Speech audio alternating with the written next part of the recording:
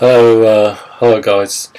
My name's Roy Jones. I'm wanting to tell you about this new project which I've just completed, which is kind of remastering all of the Red Beat songs from the rock era. That's like 1979 to 1981, when the band were based in Ladbroke Grove in London, and it was me on vocals, my brother Paul on drums, and then we had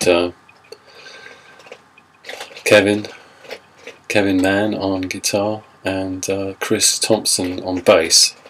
That was the kind of classic rock lineup. Before that, of course, we had my other brother Martin on guitar, and Majid Ahmed, who later became our sound engineer for live work. It was played bass on Machines in Motion, More or Less Cut, and Red Beat, and Martin played guitar on those tracks, the first four tracks that I ever released. And then we tried to get someone to put that out, and eventually all the majors passed on it. So we went to Malicious Damage, because I knew Paul Ferguson, the drummer, really well from school, and we used to play together. And he introduced me to their management and to Killing Joke, and they listened to the tunes and they liked them, so they put them out on the Malicious Damage label, which is a good break for us. In the meantime, I was working in London. I got an office job, which was driving me mad.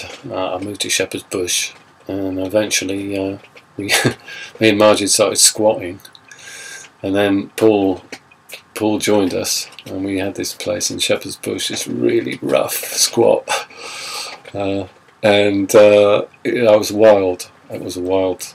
I seem to remember painting my room red, my bedroom completely red, ceilings, floors, everything. But we eventually got evicted from there, and we had another squat in Royal Crescent, opposite the Hilton. It was a really posh place, but we got evicted from there as well on the day that John Lennon got shot, I remember. December the 8th. And then we moved down into Ladbroke Grove, and we got three houses in a row. And they were like our headquarters. We even had a rehearsal space in the basement. We soundproofed it, and things were starting to look up, and we started doing gigs. We got I remember when Machines in Motion came out, I took a copy down to the BBC, and I said to the guy, can you make sure that John Peel gets to hear this? And the guy on the desk promised me that he would. And I've heard promises like that before, but on this occasion it seems like they came true, because we were supporting Killing Joke at a gig, a venue, I think it was Billy's in Liverpool, and when we got there, John Peel had phoned up and asked us to do a John Peel session, which was fantastic news for us. So that was like right towards the end of 1980.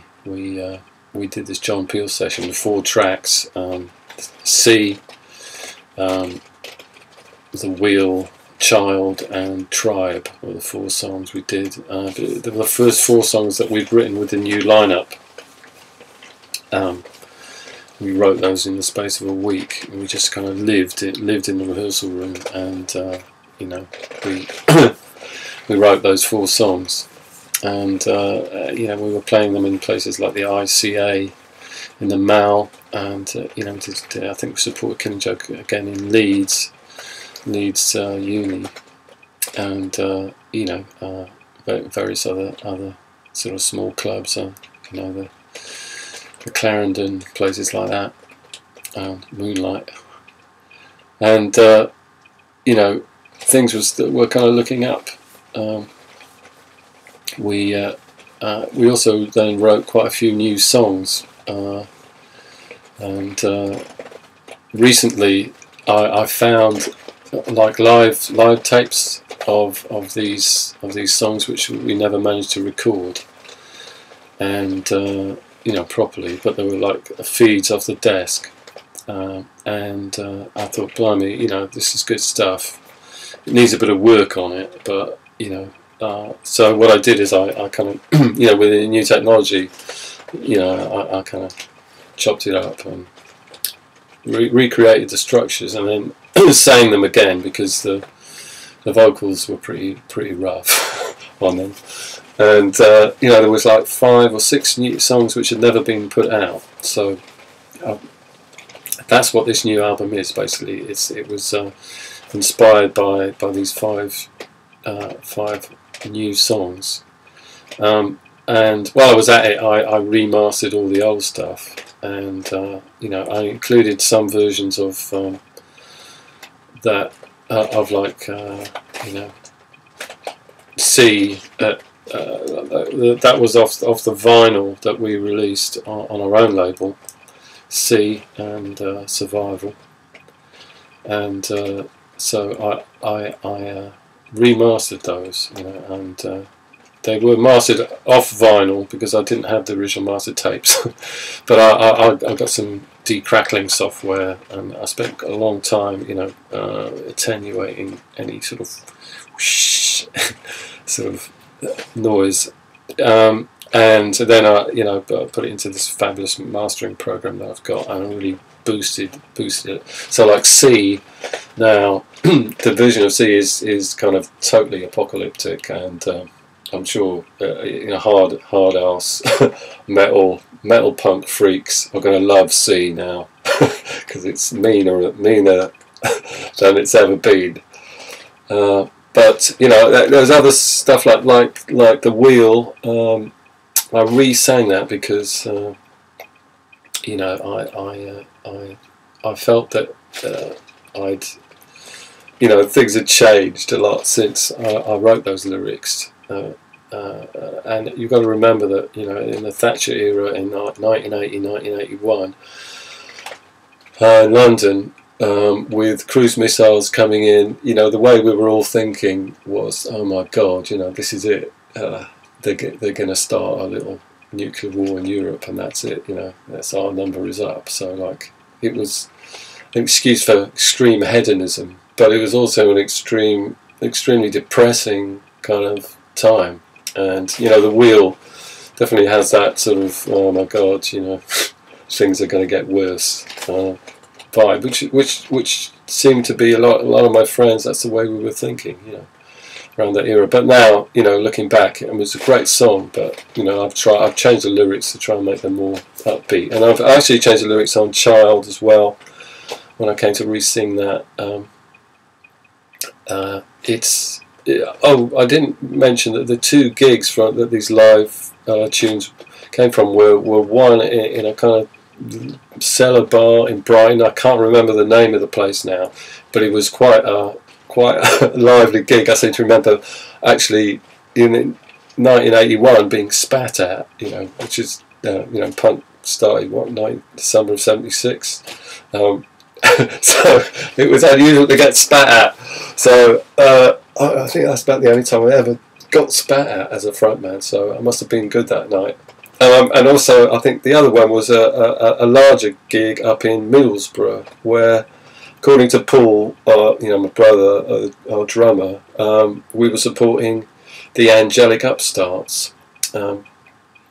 Anyway, you know, if you're still with me, what I want to really say is this new album is quite different from the Missing album. If you're a Red Beat fan, there's a lot of goodies there, a lot of really interesting, you know, music that was very, very inventive, and you know, it just it was all created with the 4 of us actually, you know, working together, jamming until we came up with an idea. And so like the grooves are really, you know, you can't write stuff like that on your own.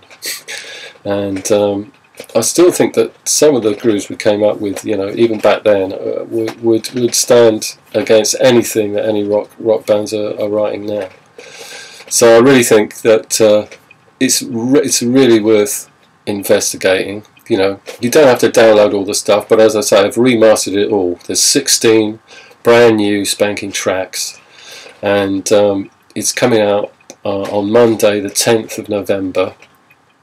If you buy the stuff from CD Baby, you can get all 16 tracks for just $9, right? Which is, I don't know, you know, what's that, about £7 or something?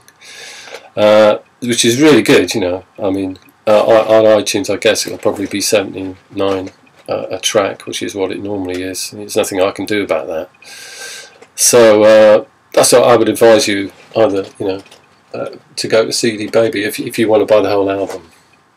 But you know, obviously, I would appreciate you buying it, because I'm still making music, and you know, anything I can make, you know, is a contribution to keeping me going and keeping up to date. And you never know, if I sell enough, I might get off my arse and get out and play some more gigs.